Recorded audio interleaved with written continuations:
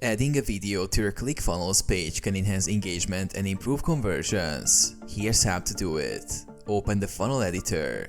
Log into your ClickFunnels account. Select the funnel and the specific page where you want to add the video. Click Edit Page to open the drag and drop editor. Add a video element. From the left-hand menu, locate the video element under Elements. Drag and drop the video element into the desired section of your page. Configure the video settings. Click on the video element to open its settings on the right. Select your video source. Options include YouTube, Vimeo, HTML5. Adjust display settings such as autoplay, loop, and mute options if needed. Customize video appearance. Modify the size, alignment, and borders of the video to match your design preferences. Save and preview. Click Save to store your changes. Preview the page to ensure the video is playing as expected.